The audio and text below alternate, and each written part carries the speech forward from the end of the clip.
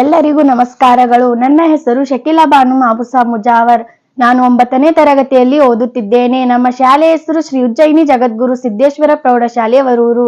ಈ ಚಟುವಟಿಕೆಯಲ್ಲಿ ನಾನು ಅಭಿದ ಮನಿಗಳು ಮತ್ತು ಅಪದ ಮನಿಗಳ ಬಗ್ಗೆ ತಿಳಿಸಿಕೊಡುತ್ತಿದ್ದೇನೆ.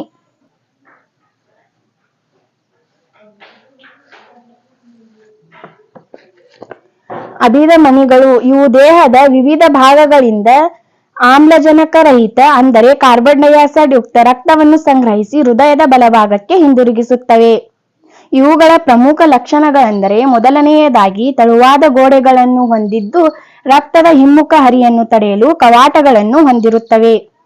ಎರಡನೆಯದಾಗಿ ಇವು ಚರ್ಮದ ಮೇಲ್ಮೈಗೆ ಹತ್ತಿರದಲ್ಲಿರುತ್ತವೆ.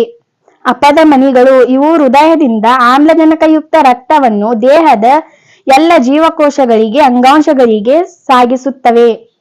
ಇವುಗಳ ಪ್ರಮುಖ ಲಕ್ಷಣಗಳೆಂದರೆ ಮೊದಲನೆಯದಾಗಿ ಇವುಗಳ ಗೋಡೆಗಳು ಸ್ಥಿತಿಸ್ಥಾಪಕವಾಗಿದ್ದು ರಕ್ತದೊತ್ತಡವನ್ನು ನಿರ್ವಹಿಸಲು ಅಗತ್ಯವಿರುವಂತೆ ಸಂಕುಚಿತಗೊಳ್ಳುತ್ತವೆ ಅಥವಾ ಹಿಗ್ಗುತ್ತವೆ. ಎರಡನೆಯದಾಗಿ ಅಪದ ಮನಿಗಳು ವಿಶೇಷವಾಗಿ ಮಹಾಪದ ಮನಿಯು ಹೃದಯದಿಂದ ಉದ್ಭವಿಸಿ ಸಣ್ಣ ಅಪಧಮನಿಗಳಾಗಿ ಕವಲೊಡೆದು ಕೊನೆಯದಾಗಿ ಕ್ಯಾಪಿಲ್ಲರಿಗಳ ಮೂಲಕ ಅಂಗಾಂಶಗಳಿಗೆ ರಕ್ತವನ್ನು ಸಾಗಿಸುತ್ತದೆ. ಧನ್ಯವಾದಗಳು.